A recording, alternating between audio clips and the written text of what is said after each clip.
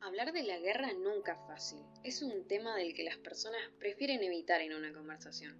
Resulta incómodo, pero en cierto punto también necesario. Entonces, con esto en mente, ¿cómo lo plantea la industria? Más específicamente, la industria de los juegos. Pensarás que debería de ser de una manera conmemorativa para las víctimas y sus familias. ¿O no? Bien, los conflictos bélicos desde años funcionan como motor impulsor de ventas en los videojuegos.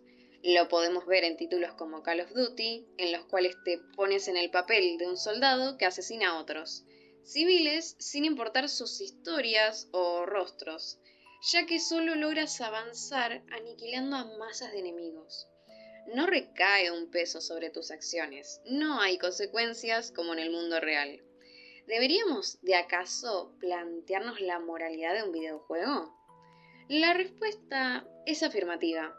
El hecho de que sea parte del entretenimiento no significa que no tenga un peso significativo en la sociedad. Sus historias influyen en cada jugador y como algunas logran hacerlo para bien, otras prefieren más ser reconocidas por su brutalidad que por su narrativa o por el mensaje que vayan a dejar. Juegos como Six Days y Fallujah utilizan la guerra para vender. Este es sin duda el juego más brutal. ¿Logras ver a cuántos civiles les vuelas la cabeza? Y toda la variedad de armas que te brindamos para que disfrutes aniquilando, justo tal cual en el conflicto bélico de Fallujah.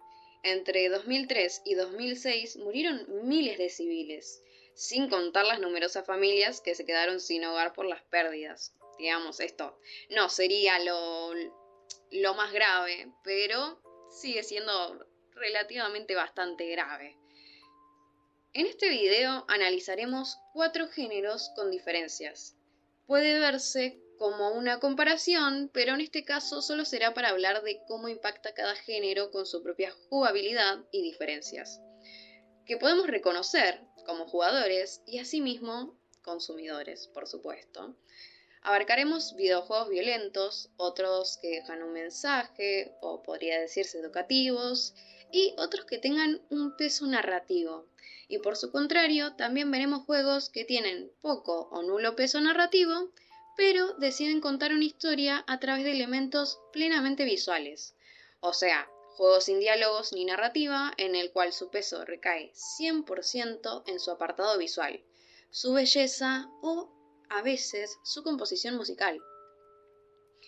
Para comenzar con el análisis, en mi búsqueda por encontrar juegos violentos me encontré con demasiados. Podría hacer una lista interminable, pero decidí seleccionar uno que personalmente captó mi atención. Hablemos de Blood Trail, un videojuego desarrollado por Electroboard.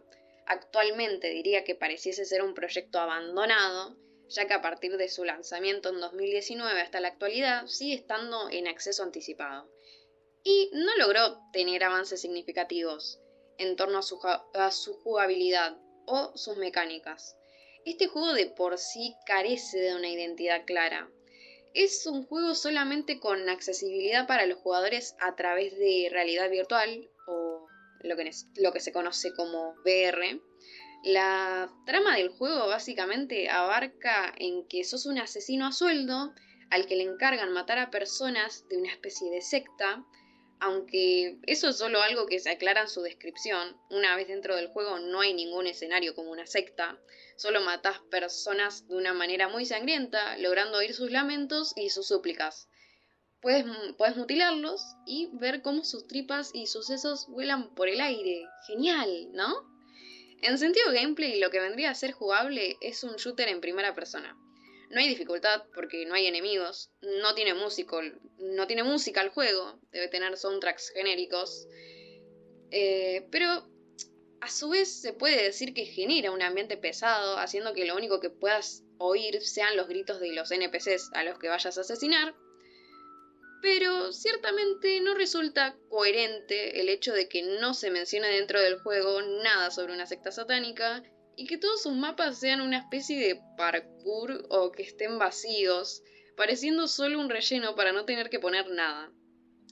La violencia que presenta resulta bastante polémica, de hecho, porque si nos guiamos de sus hipnosis, sería tal vez justificada, ya que asesina a personas de una secta que podemos suponer que realiza sacrificios o algo por el estilo. Pero si en cambio nos guiamos con su gameplay, podemos también decir que no está justificada esa violencia. En este caso, dejo abierta la respuesta. ¿Qué es justificable y qué no a la hora de hablar de violencia? ¿Es acaso la venganza útil o justificable? En el caso de este videojuego, ¿cambiaría algo si no tuviese esa violencia? Sí, pero porque en este caso excepcional, el juego carece de tener algo más que eso. Toda su estructura se basa en ser el juego más violento que nunca antes hayas visto. Es peligroso. Imagínate un simulador de matar personas y súmale a eso que lo ves en realidad virtual. Puede notoriamente influir en la conducta de una persona, pero no cualquier persona. A lo que voy es, alguien que se encuentra sano mentalmente y tiene la suficiente edad y o madurez, conoce sus propios límites, sabe diferenciar entre la ficción y la realidad. Pero una persona que tiene problemas y quiere o busca distraerse de la realidad a menudo suele confundir esos dos términos. Es más, lo impulsan a hacer realidad sus fantasías. Pero, ¿es el problema el juego? La realidad es que no. Por más violento que sea o resulte un videojuego, no hay manera de que influya en una persona normal y corriente. No va a corrompir su mentalidad y de repente volverlo un asesino o un psicópata. Dejando de lado la violencia y adentrándonos más en el terreno de lo educativo, o que puede considerarse que deje una enseñanza, me parece un buen ejemplo dos videojuegos que plantean en cierto modo el mismo mensaje antibélico. Spec Ops The Line, del cual profundizaré después, siendo este un juego que muestra las secuelas posteriores a la guerra, las consecuencias y la crudez de los escenarios son protagonistas en este juego. Y This War of Mine, del cual sí hablaré en profundo. En este juego deciden ponerte los pies de los que siempre pierden en la guerra, los civiles y sus familias. Escasean de recursos, la amenaza es constante y las decisiones afectan, y mucho. Es un juego esencial para poder comprender de una manera realista cuando algo puede y no ser un juego. Cuando la historia es contada desde el otro lado del punto de vista, cambia, lo que termina generando empatía, ya que al final del día cualquiera de nosotros podría ser esos protagonistas de This War of Mine con los que jugamos, que por diferentes circunstancias se encuentran en medio de una guerra que no empezaron, pero que deben vivir igualmente. El mensaje que se transmite es sólido, las condiciones de vida en las que te encuentras sometido son extremas. Teniendo en cuenta una de las frases de otro juego muy interesante, la guerra nunca cambia. El mensaje perdura y marca un antes y un después en el jugador como en la sociedad. Las mecánicas en este juego están implementadas de una manera excelente, tal que puedes sentir la desesperación de tener que sobrevivir con lo mínimo. Las migajas es un juego del que no cambiaría nada, porque personalmente me parece que logra su cometido. Volviendo al juego que mencioné en principio, Spec Ops The Line, desarrollado por Darkside Games Studios, lanzado al mercado un 26 de junio del año 2012, guionado por Walt Williams y con la producción musical de, perdón acá por si me equivoco con el nombre, Elia Semiral, fue un juego que cautivó y captó la atención de todos y cada uno de sus jugadores. Una imagen puede decir más que 1000 palabras, y con esto el videojuego logró destacarse del resto. Visualmente, sin tener los mejores gráficos ni la mejor calidad, se posicionó en un terreno no muy explorado anteriormente por otros videojuegos, o no de la misma manera que este. El juego en sentido mecánicas, gameplay, es un shooter en tercera persona. Avanzás a través de la historia siendo el capitán el cual es enviado a Dubai, tras una catástrofe con un equipo de élite. Vas en una misión de reconocimiento donde encontrás soldados estadounidenses muertos. En sentido jugabilidad no destaca demasiado, digamos, es un juego de disparo genérico. Lo que lo hace diferente es su historia. acompañado de canciones que reflejan con sentimiento cada una de las escenas, impactando incluso más. La estética del juego se siente muy acorde con todo su contexto. Por demás, es muy buena y logra su cometido, el cual es concientizar sobre las masacres de la guerra. Esto también fomenta la empatía. Es diferente verlo desde el punto de vista de un soldado que pierda a sus propios amigos en la guerra. No gana logros por ir matando, solo pérdidas y trata de sobrevivir a pesar de que no le queda mucho por lo que seguir luchando, más que su propia vida. La historia es atrapante, resulta emotiva en los momentos justos y cruda en los momentos necesarios. El jugador se siente parte de la historia porque resulta no solo conmovedora, sino también inmersiva. No hay elementos de fantasía ni nada surreal, es la vida real.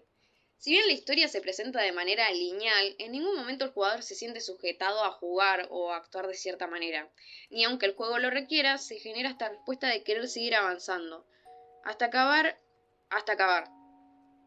Al igual que en las películas, no las puedes dejar a la mitad. A diferencia de Blood Trail, en este juego los jugadores no juegan por el morbo o por el deseo de matar y ver personas morir. El jugador sigue jugando para dejar de ver personas morir a su alrededor. Y aunque suene contradictorio con el gameplay, lo que te mantiene en la pantalla es ver la humanidad que refleja cada personaje en la historia.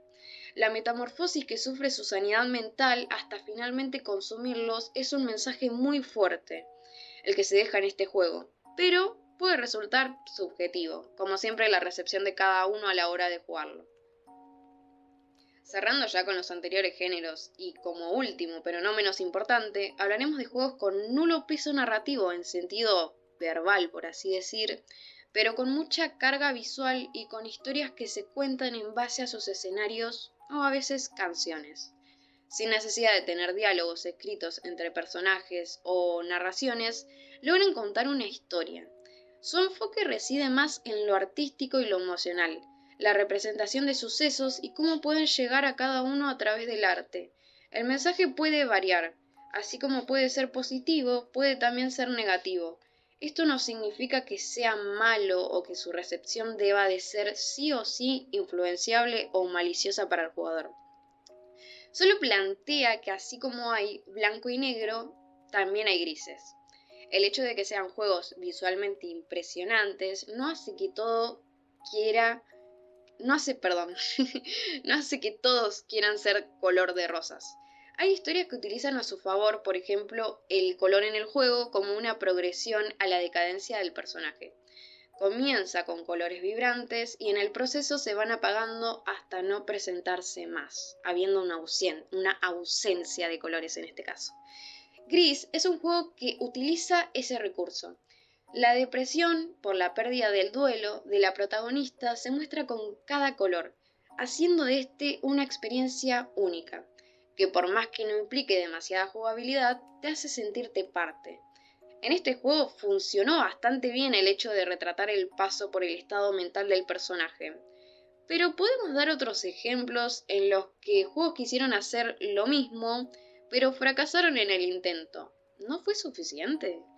Scorn es un juego que a mi parecer está muy infravalorado. ¿Hasta qué punto un juego puede basarse enteramente en su estética y dejar de lado su jugabilidad?